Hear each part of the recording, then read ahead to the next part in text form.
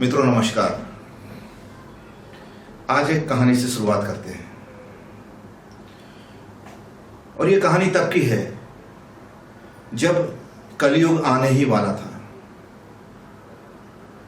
तब जैसा कि आपको मालूम है कि एक मनुष्य के अंदर अच्छाई और बुराई दोनों ही विद्यमान रहती है, या ये कहिए कि एक प्रकार का ये संतुलन होता है अच्छाइयों और बुराइयों के बीच में।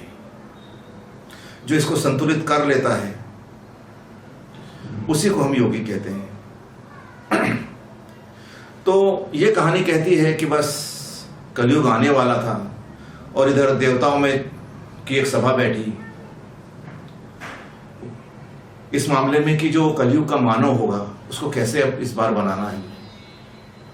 तो देवताओं के प्रमुख उठ खड़े हुए, उन्होंने कहा देखिए भाई, द्वापर युग और सतयुग में अवतार लिया गया था और इन अवतारों ने भरकस कोशिश की, लेकिन अब कलयुग में अब कोई अवतार नहीं होगा, क्योंकि ये जो अवतार हुए थे ये आदमी को अपने अंदर की प्रेरणा देने के लिए हुए थे। लेकिन हमने देखा कि इसका कुछ ज्यादा फायदा नहीं हो पाया। तो अब वो युक्ति आप ढूंढिए कि जिसकी वजह से आदमी अपने अंतर यात्रा की ओर उन्मुख हो। निश्चित रूप से यह एक आधा इंसान था, एक दूसरी तरफ सभा बैठी असुरों की। और जब ये सभा असुरों की बैठी तो असुर के राजा उठ खड़े हुए और उन्होंने कहा कि देखो, द्वापर युग और सतयुग में हमने भी बहुत कोशिश की मानव को बिगाड़ने की, लेकिन हम उसको पूरी तरह नहीं बिगाड़ पाए। हम उसको अधोगति की ओर नहीं ले पाए, हम उसको जानवर नहीं बना पाए, हम उसको और भी नीचे, पशु जगत से भी नीचे नहीं ले जा पाए, क्योंकि उस समय अवतार आ चुके थे। लेकिन अब फिर एक मौका मिला है कलयुग का, और इस मौके का हमको फायदा उठाना चाहिए। तो आप लोगों के क्या प्लान हैं, आप लोगों की क्या प्रतिभाएं हैं और आपकी पिछले बार की क्या उपलब्धियां रही हैं, वो हमको बताइए। काम उठ खड़ा हुआ, उसने कहा साहब आपको तो मेरी उपलब्धियों के बारे में मालूम ही होगा, लेकिन मैं बता देता हूं कि मैं वो शक्ति हूं जिससे इंसान बुरे से बुरे काम करने में विवश हो जाता है। और दूसरी बात मेरे साथ ये चीज है कि इंसान हजारों साल तक तपस्या क्यों ना कर ले, मैं उसको गिराने का मादा रखता हूं।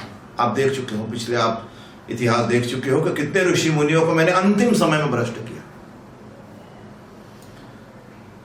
तो जो सेना प्रमुख था, जो असुरों का प्रमुख था, उसने कहा नहीं, अब वो बात पुरानी हो चुकी है, अब मानो तुम्हारे बारे में भी बहुत कुछ जानने लगा है, तो अब वो वैसा नहीं हो पाया हो सकता, मैं तुम पर पूरा भरोसा नहीं कर सकता। क्रोध उठ खड़ा हुआ, उसने कहा साहब आपको तो पता ही है मैं अपनी क्या उपलब्धियां बताऊं अपने मन से, लेकिन मैं तो वो शक्ति हूं जो आदमी को जलाता है अंदर से, जो शांत ही नहीं होने देता, जो कभी भी आदमी को समस्या से निकलने ही नहीं देता, जो केवल प्रतिक्रिया देता है, ये समाधान कभी नहीं देता। ऐसा मैं आदमी बनाता हूं। आपने देखा होगा कि मेरे कंट्रोल में जो आता है वो पागल हो जाता है।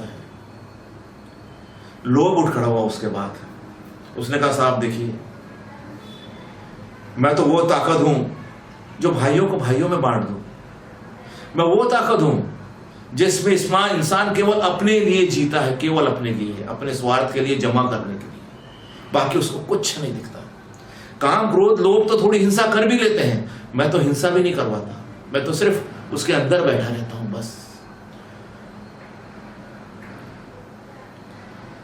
और वो जो मेरी वृत्ति है वो दिन रात बढ़ती रहती है और ये कभी बुझती नहीं। ये प्यास ऐसी है कि कभी बुझती नहीं, लोभ वाली प्यास।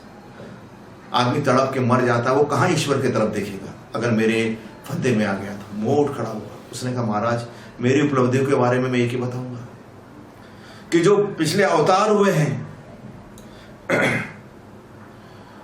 उनके जो पूर्वज रहे उनको भी मैंने मोहग्रस्त कर दिया अंतिम समय में। और ना उनके पिताओं को, उनकी माओं तक को की बुद्धि मैंने भ्रष्ट कर दी। मेरा तो नाम ही मोह है, मैं तो हर किसी को मोहित कर लेता हूं।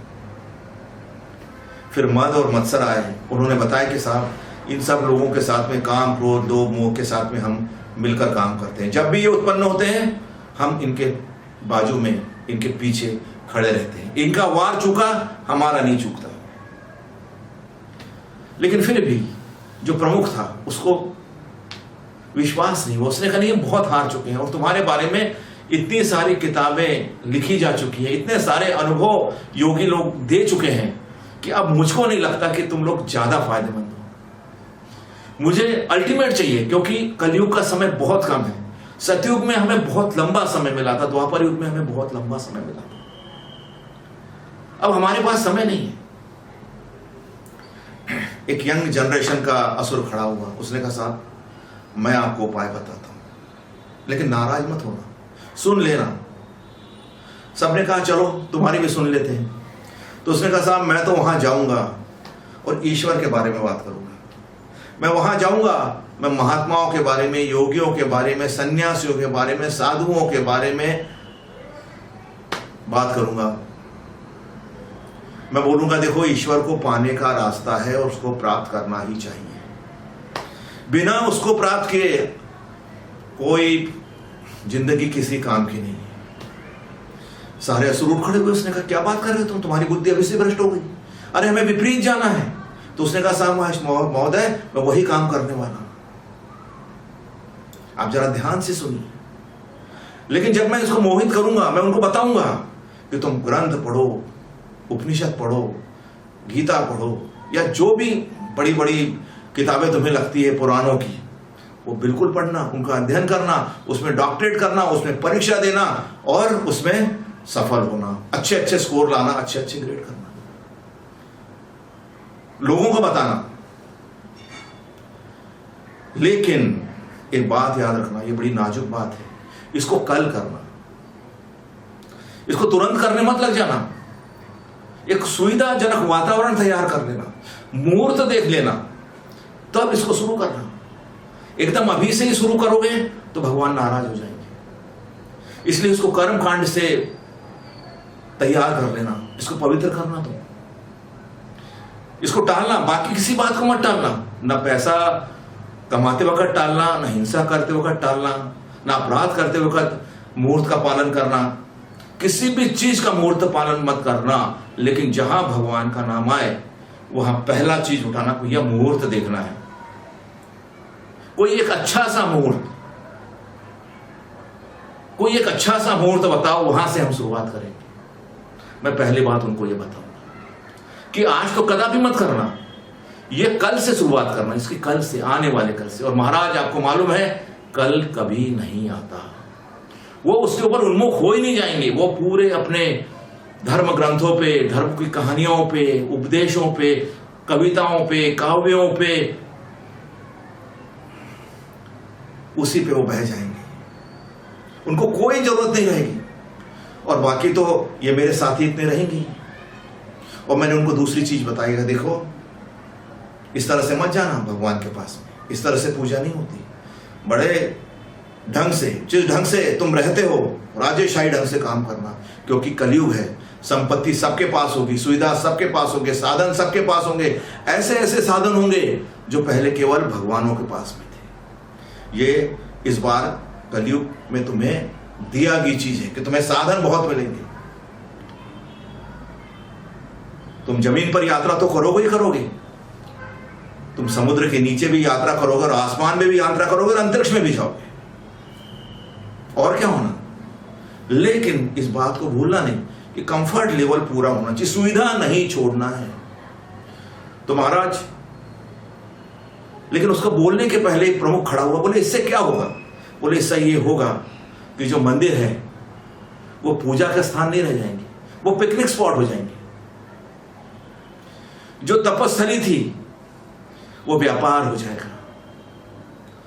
भगवान की किसको याद आती है फिर? और फिर मैंने बता के रखा है ना इन लोगों को, ये लोग पढ़, और जो जितना आदमी पढ़ेगा उतना अहंकार में हो जाएगा। भगवान का नाम, भगवान का करते करते उसको ये नहीं लगेगा कि मैं इसमें विलीन हो जाऊं, उसको ये लगेगा कि मैं इस सबसे अलग हूं, मैं विशिष्ट हूं, मैं खास हूं, और मैं चाहता हूं कि इन लोगों में ये भर जाए, इन लोगों की बात, इन लोगों के जो धार्मिक काम करना चाहते हैं उन लोगों में ये बात भर जाए पूर्ण तरह से कि आप लोग जो है वो विशिष्ट हो, खास हो, विलीनीकरण के लिए नहीं है।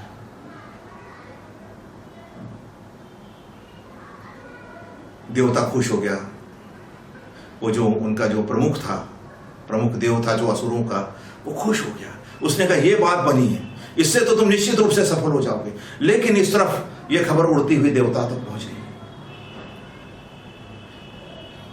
वहां भी मीटिंग हो रही थी। जैसे ही पता लगा कि साहब वो तो ये करने वाले हैं, तो उसने कहा आप क्या करेंगे देव लोगों का। वहां भी एक नए जनरेशन वाला देवता था। उसने कहा महाराज मैं एक छोटी सी बात कहना चाहूंगा। कलयुग में ऐसे अब ग्रुप नहीं बनेंगे। मैं ग्रुप को तोड़ दूंगा। मैं कहूंगा इंडिविजुअल रहो और अंदर जाओ, अपनी अंतर यात्रा शुरू करो। तुमको भगवान केवल अंदर के अलावा कहीं नहीं मिल सकते। वो शब्दों में नहीं मिल सकते, वो अर्थों में नहीं मिल सकते, वो मीनिंग नहीं मिल सकते। वो तो तुम्हारे अनुभव से और तुम्हारे अंदर के अनुभव से ही प्राप्त होंगे। और महाराज जो इसको समझ जाएगा वो क्यों बाहर जाएगा फिर, और फिर अंदर कोई विलासिता नहीं है। आपको मालूम है अंदर फिर आनंद ही आनंद है, खुशबू ही खुशबू है और प्रकाश ही प्रकाश है। तो मित्रों ये कहानी थी। इस कहानी का बताने का उद्देश्य इतना ही था कि ये अंतर यात्रा है वो हमारे अंदर से शुरू होती है, वो कहीं से भी बाहर शुरू हो ही नहीं सकती। भगवान के ध्यान के लिए कोई मुहूर्त नहीं चाहिए।